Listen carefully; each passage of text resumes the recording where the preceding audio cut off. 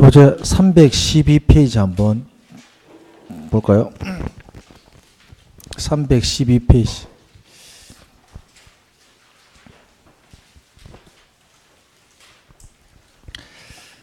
지구단위 계획이라고 있습니다. 도시군 계획 수립 대상 지역 안의 일부에 대해서 토지 이용을 합리화하고 기능을 정진시키며 미관을 개선하고 양호한 환경을 확보하며 체계적 계획적으로 관리하기 위해서 수립하는 도시군 관리 계획이라고 의의를 달고 있어요, 법에. 이게 지구 단위 계획이랍니다. 공법 중에 출발해서 이제 가장 한번 좀 어렵게 걸리는 게 지구 단위 계획이 한번 되게 어렵게 걸려요. 이해도 좀 어렵고 내용 자체도 좀 양이 많고 하기 때문에 지금 배운 이 내용들은 도시를 구성하는, 즉 도시를 만들어내는 가장 일반적인 도구라고 보시면 돼요. 부산광역시 안에는 이것들이 전부 다 적용이 되어서 만들어졌다라고 보면 되고, 이걸 적용하는 이유는 토지를 효율적으로 관리하기 위해서 부산시장이 적정한 위치에 적정한 용도지역 지구 구역 4개 기반시설 신시가지 정비사업을 진행을 한 거예요. 지금까지. 앞으로도 이게 그대로 진행이 될 겁니다. 자, 그런데 비가역성 또는 부정성 또는 유한한 자원 때문에 토지를 한번 개발할 때 집약적이고 아주 체계적으로 개발하는 게 어떨까라는 구상이 하나가 이제 생긴 거예요. 어차피 한번 개발하고 나면은 되돌리기가 좀 어렵지 않습니까? 대표적으로 뭐 해운대 신시가지 같은 경우는 그 신시가지 개발하기 전에 주변에 부산 시내 건물 또는 환경하고 해운대 신시가지하고 좀 차이가 많이 나죠. 왜 차이가 많이 날까요? 그 땅을 지금 보시는 것처럼 합리적이고 기능을 증진시키고 미관을 개선하고 체계적 계획적으로 개발을 해야 되겠다라는 도시군 관리 계획에 따라서 해운대 신시가지가 만들어졌기 때문에 그래요. 얘를 우리는 지구 단위 계획이라고 합니다. 이 지구 단위 계획이 수립되려면은 미리 지구 단위 계획 구역이 지정이 되어야 돼요. 해운대 신시가지는 도시개발 사업을 하면서 도시개발 구역 지정을 할 때 지구 단위 계획 구역으로 지정이 된 상태의 개발을 한 거예요. 그럼 얘가 뭔지 지금 읽었는 내용 토지 이용을 합리화라고 되어 있죠. 기능을 정진, 미관을 개선. 형이 상학정이지만 토지 이용 합리화, 기능 정진, 미관 개선, 양호한 환경, 생활환경 확보, 그 다음에 체계적, 계획적 관리.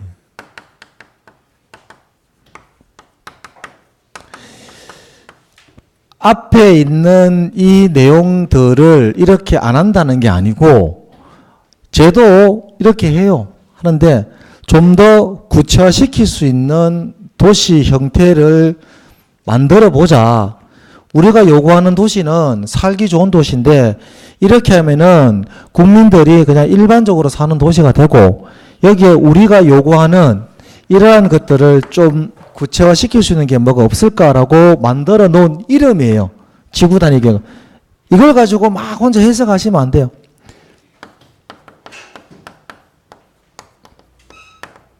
상세 계획구역하고 도시 설계 지구라는 게 옛날에 있었거든요. 이거 두 개를 합쳐가지고 이렇게 만들어 둔 거예요. 이거는 이제 시험에 나오진 않습니다. 이렇게 하니까 사람들이 좀 이해를 하더라고요. 아, 도시계획 하는데 어떻게 하자? 상세하게 하자. 좀 심각하게 바라보자는 얘기죠. 그 다음에 설계도 도시 설계할 때 정확하게 한번 설계해보자. 이걸 두 개 합쳐가지고 지구 단위 계획으로 막 바꾸어 놓은 거예요. 얘가 이제 수립되려 그러면 도시군 관리계획으로 수립해야 되는데 구역이 먼저 나와줘야 된단 말이에요. 이 구역은 부산광역시 전역을 대상으로 하느냐? 그거는 안 돼요. 부산광역시 전체를 지구단위 계획구역으로 만들 수는 없고요. 부산광역시 안에 뭐 사업하는 곳들 있죠. 도시개발 사업이든 정비사업이든 대지조성사업이든 택지개발 사업이든 이 사업하는 곳을 보다 더 구체화시켜보자. 이 구체화라는 거는 딱 두 개예요. 딱 두 개.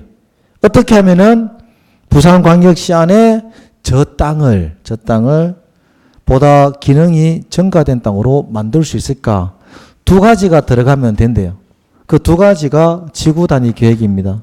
두 가지. 요거 하기 전에 이걸 먼저 봐야 돼요. 어디에 들어갈까요? 지구 단위 계획구역은. 부산광역시 안에 어디? 주로 개발사업지. 주로 개발사업지에 지구 단위 계획구역이 지정이 돼요. 또는 행위 제한이 해제되는 곳. 행위 제한이 해제된다는 말은 무분별한 난개발이나 적극적인 토지 이용이 진행이 될 수 있다는 얘기죠. 이 땅을 뭐합니까? 요렇게 한번 해보자는 거죠. 해제하면서 합리화, 정진, 개선, 환경확보, 관리를 위해서 지구 단위 계획구역으로 지정을 합니다. 그럼 크게 두 가지죠. 개발사업지 또는 규제가 해제되는 곳을 우리는 지구 단위 계획구역으로 지정을 우선적으로 합니다. 누가? 부산광역시장이 도시군 관리계획으로 결정고시를 하면 요 안에 얘가 수립이 돼요. 구체화시키고 체계적으로 계획적으로 한다는 개념은 기반시설을 확보를 한다는 얘기입니다. 기반시설 확보하고 건축물의 크기를 건축물 용량을 증가시킨다는 개념이에요. 기반시설을 확보한다는 말은 부산광역시장이 관리하는 이 땅에 야 우리가 지구단위 계획구역을 개발사업지에 지정해놨으니까 너희들은 필요한 도로, 공원, 유원지, 하천, 녹지 등을 더 많이 넣어줘 라고 얘기하는 거죠. 그 대신에 너희들 지을 수 있는 건물들을 더 크게 지을 수 있게 해줄 테니까 그러면 삶의 환경이 편해지고 사람들이 많이 들어가면서 토지 유용성이 높아진다라는 개념이 지구 단위 계획이에요. 이거 두 개가 들어가는 게. 그럼 교재에 있는 312페이지에 지구 단위 계획 구역 지정부터 한번 봐야 되겠죠. 다음에 해당하는 구역을 지구 단위 계획 구역으로 지정을 할 수 있습니다. 뭐 용도 지구, 도시개발 구역, 정비구역, 택지개발 지구, 대지조성사업지구, 산업단지, 관광특구, 개발제한구역, 도시자연공원구역, 시가와 조정구역 또는 공원에서 해제되는 구역, 녹지에서 주거지역, 상업지역, 공업지역으로 변경되는 구역과 새로이 도시지역으로 편입되는 구역 중에 계획적인 개발, 관리가 필요한 지역을 뭘로 할 수 있다? 지구 단위 계획 구역으로 지정을 할 수 있다라고 되어 있습니다. 시험 문제에 나오면 이런 것들이 국회법 시행령상 지구 단위 계획 구역으로 지정할 수 있는 대상 지역으로 틀린 것은 이라고 냅니다. 그러면 개발 제한 구역이라고 나와요. 지구 단위 계획 구역 지정할 수 있습니까? 없습니까? 지정하면 안 되죠. 해제되는 구역이 돼. 개발 제한 구역에서 해제될 때 지구 단위 계획. 외우기는 외웠는데 이게 연결이 안 돼요. 이런 것들이 시험 문제에서 어려운 게 하나도 없어요. 지금이야 처음 보니까 그렇겠네. 그 다음에 나중에 하나 둘씩 가지고 가면 돼요. 이게 지구 단위 계획구역 지정 대상 지역입니다. 의무적 지정 대상이 있고 임의적 지정 대상 지역이 있는데 필요 없고요. 지구 단위 계획구역은 어디에 주로 지정합니까? 만 기억하면 돼요. 어디에? 개발 사업지나 규제가 해제되는 곳에 주로 지정한다. 라고 하는 게 여러분들이 11월, 12월 달에 알아야 되는 내용이에요. 도시지역 바깥에는 지금 하지 않습니다. 그냥 일반적인 지구 단위 계획구역은 사업하는 사람이 내 땅을 하나 사가지고 대지 조성 사업을 아파트 지으려고 대지 조성 사업을 합니다. 건폐율, 용적률 보니까 건폐율도 별로 안 크고 용적률도 별로 안 많아요. 그럼 집 지어봤자 남는 게 별로 없어요. 그럼 뭐합니까? 지구 단위 계획구역 지정을 제한을 해요. 누구한테? 광역시장에게. 입안을 제한을 합니다. 그러면 보고 구청장한테 하겠죠. 그죠? 구청장한테 하면은 구청장이 보고 이거 가능하다 싶으면은 도시개발원에 자문 거쳐가지고 시장에다가 입안을 제안을 하면 돼요. 입안 요청을 하면 됩니다. 이런 경우에 사업자하고 부산광역시장은 결국 나중 되면은 서로에게 다 이익이 주어지죠. 부산광역시장은 너희들 집 크게 지어줄 테니까 대신에 도로라든지 상하수도 영향 좀 많이 넣어라 그러면은 자기가 넣는 거예요, 그거를. 그 대신 집을 크게 지어주죠. 팔면은 수익이 남죠. 뺏긴 것보다 더 많은 집을 지을 수 있습니다. 그 제공한 땅보다 더 많은 집을 지을 수 있기 때문에 개발사업 시행자들이 지구 단위 계획을 굉장히 많이 이용을 합니다. 반면 일반 국민들도 지구 단위 계획 구역이 지정된 땅에는 토지 가치가 굉장히 높아져요. 그냥 일반적인 주거지역하고 주거지역 안에 지구 단위 계획 구역이 되어 있는 경우하고는 토지의 가치가 달라지겠죠. 왜 달라질까요? 주거지역 정해져 있으면 A 건물 지을 수 있고 건물 크기는 법으로 정해져 있어요. 근데 지구 단위 계획구역이 지정되면 건물 크기가 더 커져요. 건물 크기가. 그것 때문에 만들어 놓은 게 지구 단위 계획 구역입니다. 대신에 불리한 게 있기는 있습니다. 지구 단위 계획 구역이 지정이 되고 3년 안에 지구 단위 계획이 수립이 안 되면 지구 단위 계획 구역은 다음 날 효력을 상실하게 되기 때문에 옛날하고 똑같은 땅으로 바뀌고 또 3년 안에는 지구 단위 계획 구역 지정되고 3년 안에는 내가 개발을 함부로 할 수가 없어요. 왜 할 수 없느냐? 지구 단위 계획 구역은 지구 단위 계획을 수립을 하면 행위 제한이 바뀌거든요. 바뀌니까 나는 내 땅을 함부로 사용할 수가 없습니다. 대신에 확정된 지구 단위 계획이 나오면 나는 종전포 토지보다는 훨씬 더 기능이 높은 땅으로 사용할 수는 있게 돼 있어요.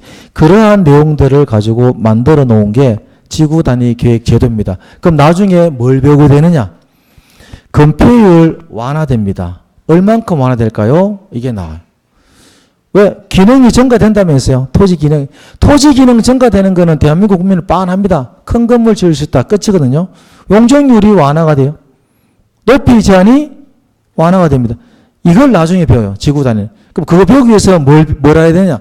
지구 단위 계획이 뭐냐? 그걸 알아야 되겠죠. 지구 단위 계획은 뭘 의미합니까? 도시군 계획 수립 대상 지역 일부에 대해서, 즉 부산광역시 일부에 대해서 토지 이용을 합리화하고 기능을 증진시키며 미관을 개선하고 양호한 환경을 확보하고 체계적 계획적 관리를 위해서 필요한 도시군 관리 계획을 지구 단위 계획이라고 얘기를 합니다. 계속 반복해서 읽을 수밖에 없어요. 안 되면 뭘 갖다 붙입니까? 해운대 신시가지하고 옆에 동네 뭐 있어요? 신시가지 옆에 뭐 있습니까? 옛날 동네 없어요. 있을 낀데. 없어 말고. 제가 부산을 잘 몰라요. 있을 건데 옛날 동네 아파트 막 있고 하던데 도로도 막 복잡하고 돼 있던데 도로 같으면 제가 참 설명을 잘할 텐데 부사이라서 잘 안 됩니다. 동네 알죠? 동네는 아주 옛날부터 만들어진 도시죠. 동네죠. 그 동네를 뒤집는 거는 굉장히 어렵죠. 그 동네는 그대로 유지되는 거예요. 그대로. 도로도 뭐 넓힐 수도 없고 또 그 부산대학교 옛날에 있던 장전동입니까? 장전동입니까? 그 동네도 지금 많이 바뀌었죠. 바뀌기 전에 옛날은 어땠어요? 똑같았습니다. 근데 부산대가 나오고 몇 개 이것저것 구역을 정리하면서 그때 들어간 게 지구 단위 계획이 들어갔어요. 지구 단위 계획 들어가니까 도로가 넓어지고 건물 용량이 커져요. 도로 넓히는 것도 원래는 시에서 땅을 사야 되잖아요. 근데 개발사업 할래가 자기 땅을 준 거예요. 시에다가. 이 땅 줄 테니까 도로 넓히세요. 그럼 내 땅 줄어들죠. 줄어드는데 건물은 더 큰 게 들어가요. 그게 지구 단위 계획이에요. 내가 내 땅을 기부 체납했는데 기부 체납받은 시에서는 고마우니까 돈은 못 주고 뭘 줍니까? 건축 규제를 완화시켜 줍니다. 종류도 늘어나고 용량도 늘어나게 하는 제도가 지구 단위 계획 제도다라고 보시면은 가장 이해가 편해요. 자, 지구 단위 계획은 요 정도. 지구 단위 계획은 두 가지를 기억하십시오. 지구 단위 계획 구역은 어디 지정되느냐? 개발 사업지나 규제가 해제되는 곳. 이게 지구 단위 계획 구역이 지정되는 곳이고, 그러면 그 안에 들어가는 지구 단위 계획은 뭐냐? 기반 시설하고 건축물 용도가 들어가요. 313페이지에 4번 지구 단위 계획의 내용 등에 쭉 읽으면 참 편할 텐데, 이 지구 단위 계획에는 다음 각 호의 사항 중 3호와 5호의 사항을 포함한 2 이상의 사항이 포함되어야 된다. 1번부터 9번까지가 지구 단위 계획 내용인데 지금은 다 보기가 좀 거시기 하고, 3번 대통령령이 정하는 기반 시설의 배치와 규모. 좀 전에 제가 좀 쉽게 설명드렸죠?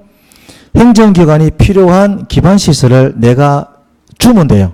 배치와 규모 꼭 들어가야 돼, 이게. 지구 단위 계획에는 꼭 들어가야 됩니다.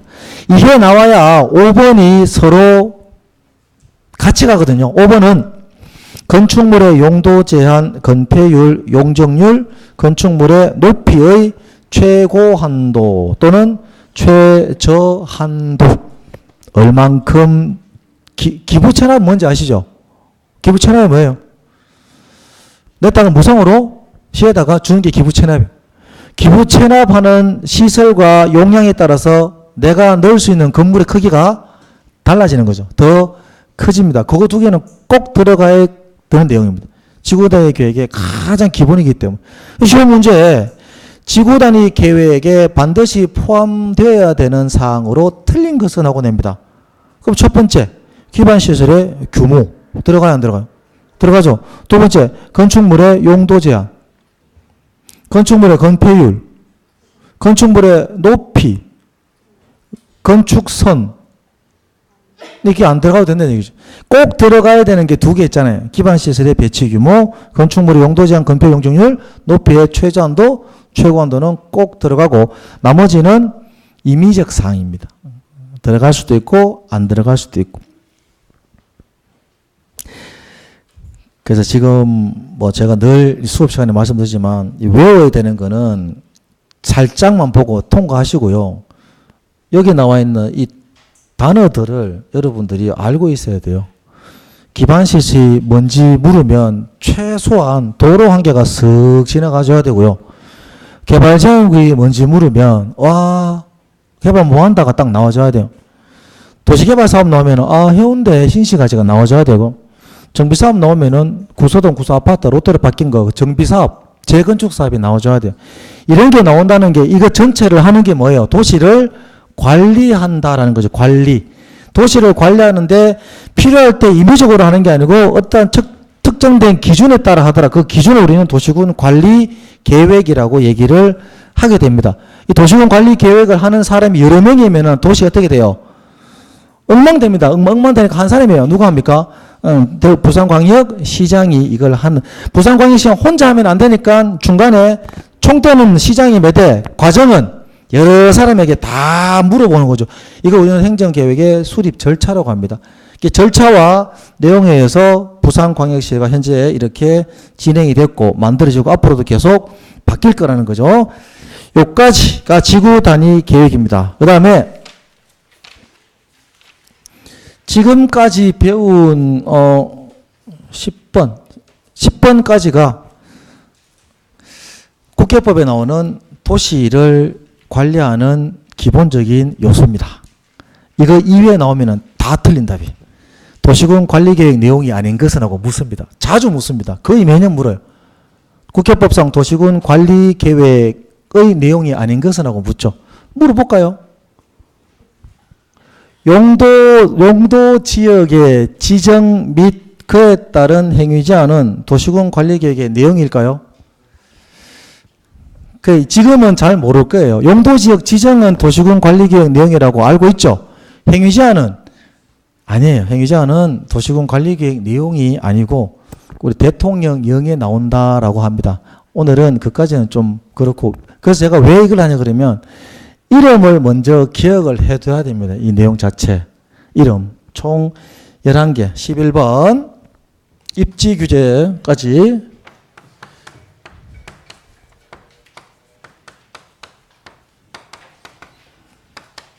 입지 규제 최소 구역 및 입지 규제 최소 구역 계획까지 해서 총 11개를 가지고 도시를 만들었다가 부사했다가 고쳤다가 뭐 새롭게 했다가 늘렸다가 줄였다가 자기들이 국민들을 상대로 법률 가지고 만들어 왔다는 얘기죠. 앞으로도 그래 할 거고. 그래서 10번까지는 글자를 오늘 배운 게 글자밖에 없어요. 글자를 꼭 기억을 해 두시고 중간중간 제가 암기 좀 해달라는 거 있죠. 용도 지역 몇 개?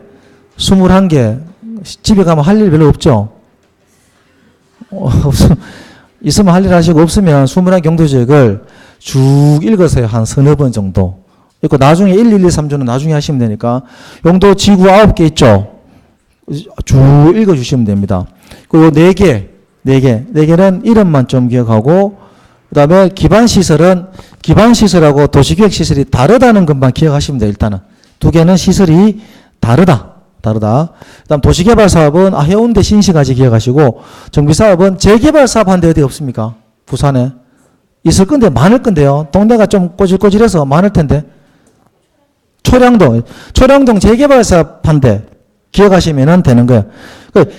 신시까지 만들 때도 우리는 그때는 몰랐잖아요. 이게 어떻게 만들지. 군부대 나가니까 그 뭐 한 게 도시 한 개 만드는 것 같다. 그게 아니고 그 지역에 있는 사람들을 수용하고 해운대라는 도시가 발전되면서 사람들을 이주시키기 위해서 새로운 공간을 하나 만들자. 이 공간을 용도 지역만 지정해 놓고 놔둘라 그러니까 사람이 언제 들어올지 몰라요. 그래서 뭘 만들어 버립니까? 신시가지를 만들어 버리는 거죠. 신시가지 만들면은 필요한 시설 다 들어가잖아요. 그럼 사람들이 들어오기가 굉장히 쉬워집니다. 그래서 만드는 게 예고요. 이것도 오래 놔두면 노후불량되면 건물이 무너지면 어떻게 돼요? 돌아가시잖아요. 그거 문제 생기면 어떻게 돼요? 시장이 또 책임을 져야 됩니다. 그래서 이거 부수고 새로 하자. 주민들의 의견도 있고 도시가 노후불량하면은 외지에서 봤을 때 또는 다른 지방에서 봤을 때 부산에 가지 말자 이래야 됩니다. 그럼 관리할 때 문제가 생기죠. 장기 발전방에서 안 맞으니까 새로 뜯어내서 아파트를 올려주자. 그래서 나온 게 정비사업. 임의적으로 하는 거는 하나도 없어요. 기준에 의해서 틀에 의해서 과정을 거쳐서 이 9개와 10개가 진행이 된 겁니다. 그 중에서 제일 애매모호한 게 얘가 이제 제일 애매모호해요. 입지 규제 최소 구역이라고 해서 교재를 조금 보고 들어갈까요? 구역이 306페이지에 있습니다. 306페이지.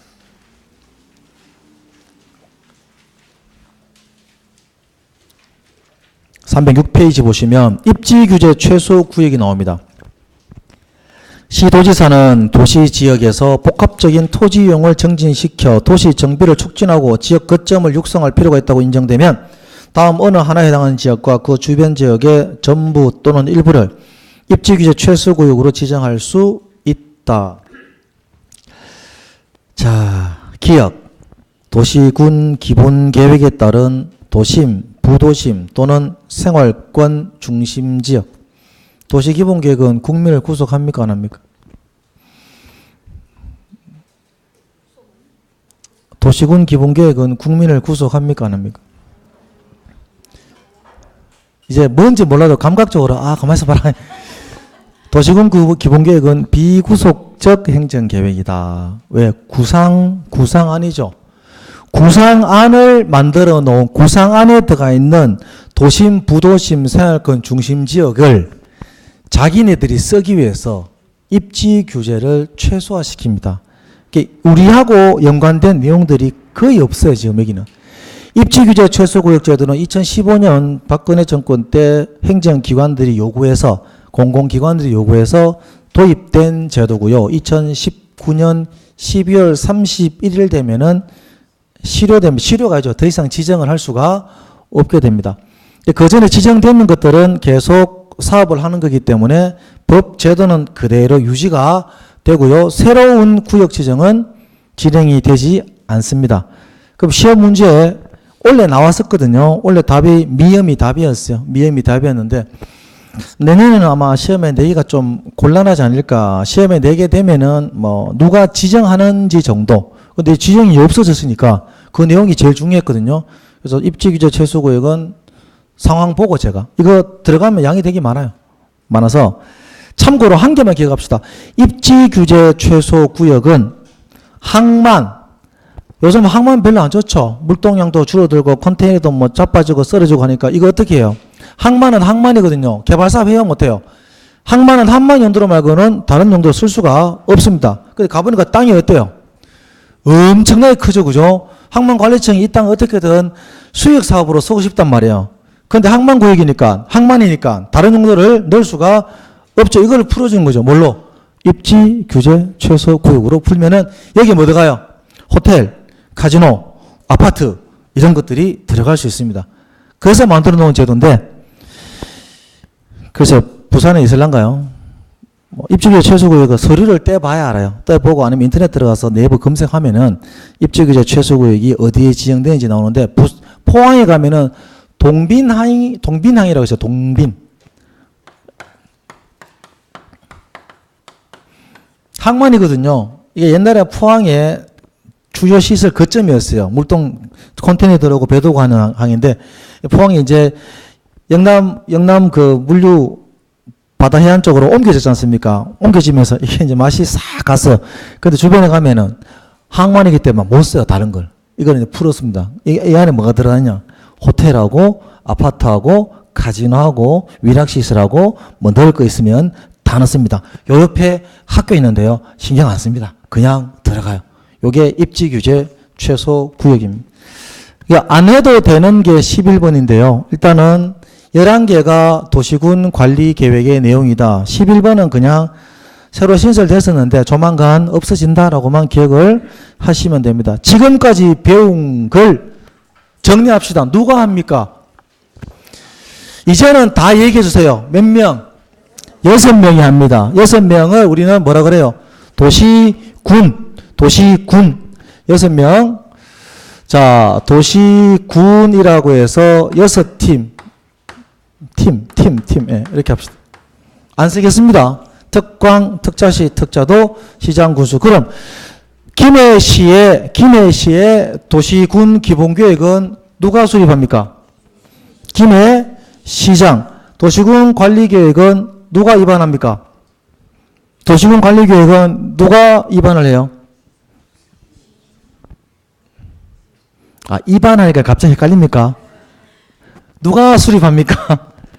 도시군 관리계획을 누가, 이거 김해시를 용도지역을 21개를 정하고, 용도지구 9개를 정하고, 용도구역 이런 것들을 하려고 수립을 할 거 아니에요. 누가 해요?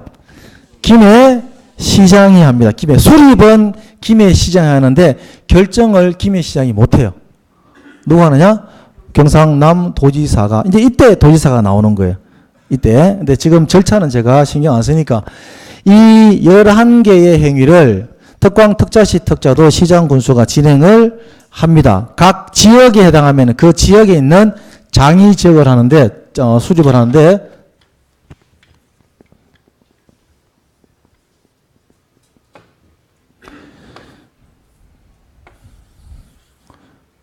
부산이고요. 김해입니다. 만약 이래 돼 있다. 부산의 도시군 기본계획, 그 도시군 계획을 수립하는 사람은 부산광역시장. 김해에 하는 거는 김해시장이 합니다. 그러면은 김해시하고 부산하고 지역 특성이 완전히 다르죠. 다르니까 내용 자체가 달라요. 그래도 부산하고 김해하고 연결되어 있죠. 가장 대표적으로 뭐가 연결되어 있어요? 경전철 연결되어 있습니다. 도로도 연결되어 있습니다. 그러면 부산하고 김해하고 동떨어지는 생활권입니까? 동일생활권입니까? 동일생활권 되죠. 동일생활권. 이 동일생활권을 만들려면 이 두 팀이 협의를 하지 않으면 동일생활권이 되지를 않습니다.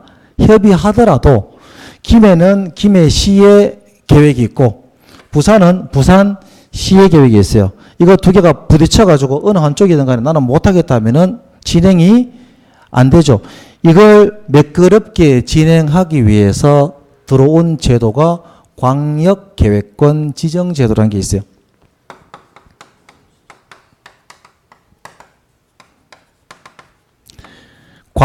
광역계획권이라는 제도가 있습니다.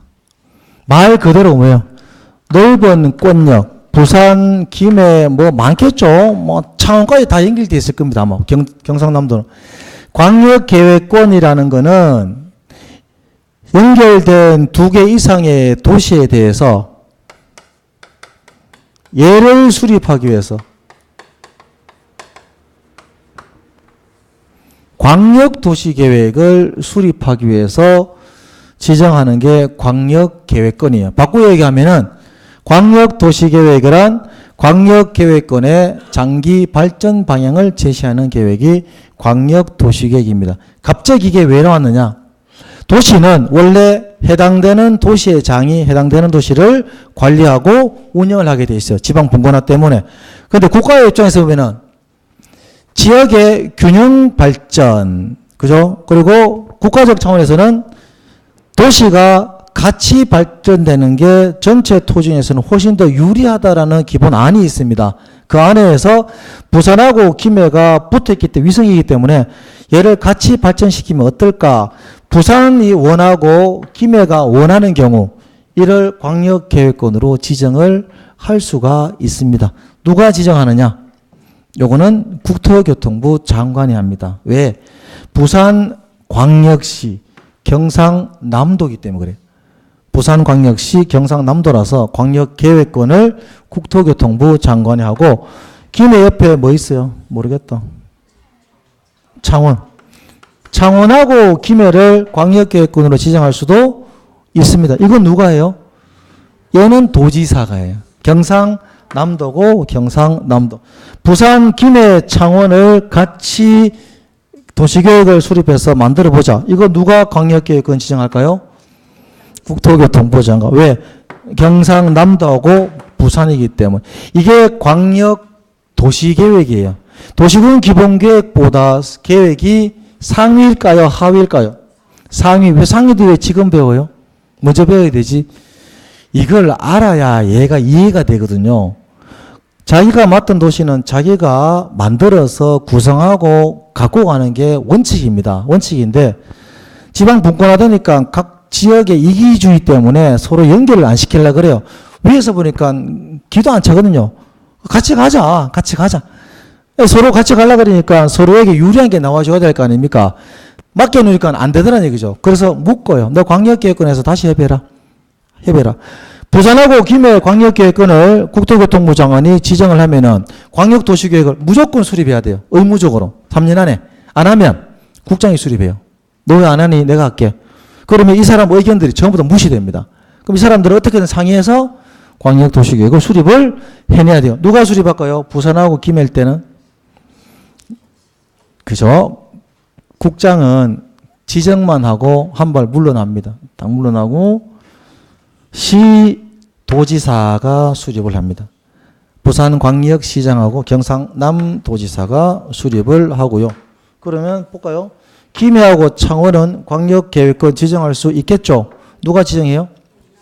도지사가 합니다.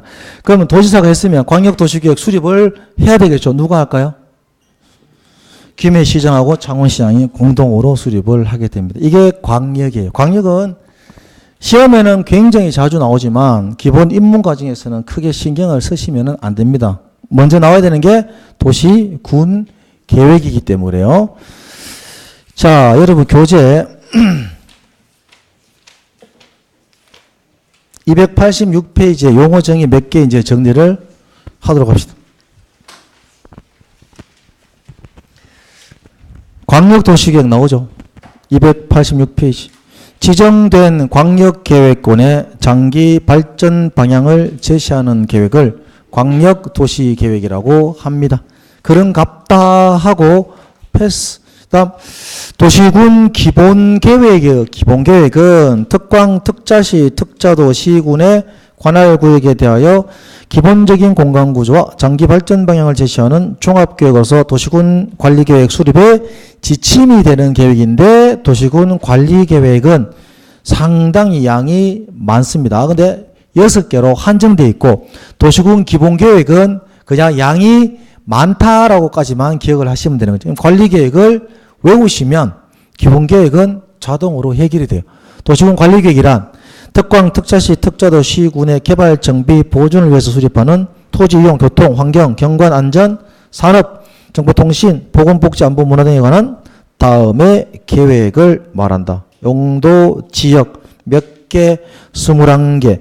용도, 지구 9개. 개발제한구역, 도시자연공원구역, 시가와 조정구역, 수산자원보호구역. 개발제한구역은 누가 지정합니까? 국장. 이제 공부하신 분들도 뭐 아신 분들은 알겠지만 안 하신 분들도 이법 번긋번긋 하시면 제일 좋아요. 틀려도 좋으니까. 기반시설의 설치, 정비 또는 개량에 관한 계획. 부산시에 기반시설을 설치하려면 도시군 관리계획으로 미리 결정고시를 합니다. 그러면 기반시설 이름이 바뀌어요. 뭘로 바뀌어요? 도시군 계획 시설로 이름이 살짝 바뀝니다.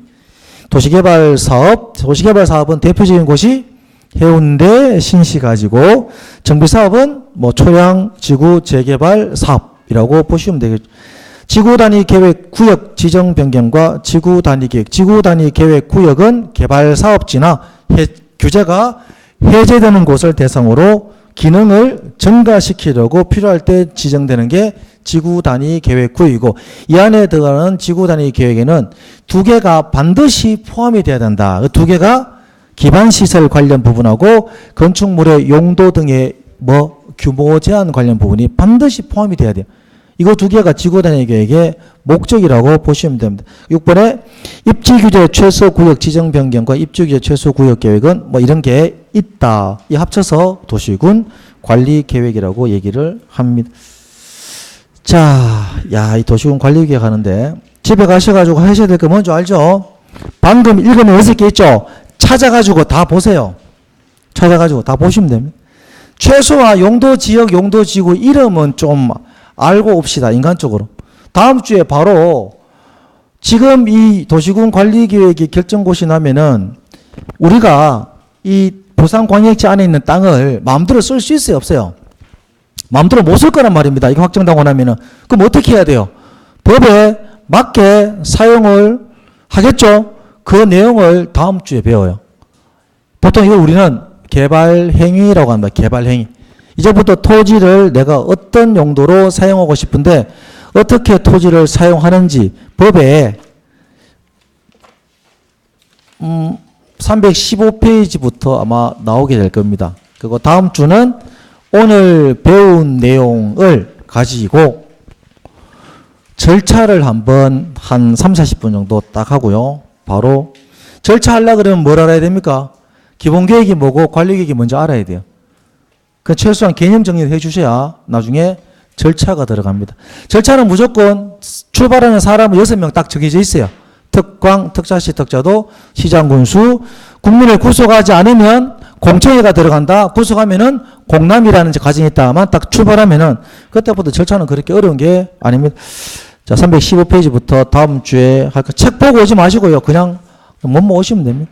오늘은 도시군 관리계획에 대해서 용어 정의 위주로 해서 강의를 진행을 했는데, 참고로 저는 여러분들에게 이렇게 이해를 시키려고 굉장히 노력을 하는데 수업하다 보면 다 보이거든요. 흙기 보면은 이해가 잘 안 돼요. 얘가 첫 숟갈에 배부르면은 그거는 숟갈이고 삽이죠. 삽입니다. 당연히 첫 숟갈에는 배가 안 불러요. 그걸 조금씩 견뎌주시면 공법은 60점 정도는 충분히, 여러분도 이 수업 들으면 저 사람 수업 들으면 60점 나오겠다가 됩니다. 그냥 쭉 따라오면은 충분히 가능하니까 1차 과목만 주로 하시고요. 2차는 그냥 수업만 참석하시고, 2차만 하신 분들도 원래처럼 이런 문제는 제가 보기에는 뭐 그렇게 어려운 문제 같지 않은데 이것까지 다 수렴해서 제가 강의를 할 테니까 계속 나오셔가지고 앉아 계시면 충분히 10월달쯤 되면은 10월달에 하지 한 8, 9월달 되면 점수가 나올 걸로. 그 전에 한 3, 4월달 때가 모의고사 때 화내지 마세요. 치면 30점, 20점 화내면 안 됩니다. 시간이 좀 지나야 되기 때문에. 혹시 질문 있습니까? 강의에 대한 뭐 질문이라든지 아니 강의 내용 말고라도 뭐 전체에 대한 질문 이런 거 있으면 없습니까? 집에 가야 되죠, 그죠? 집에 가는 게 남는 게. 그래서 오늘 수업은 여기서 마치도록 하겠습니다. 수고하셨습니다.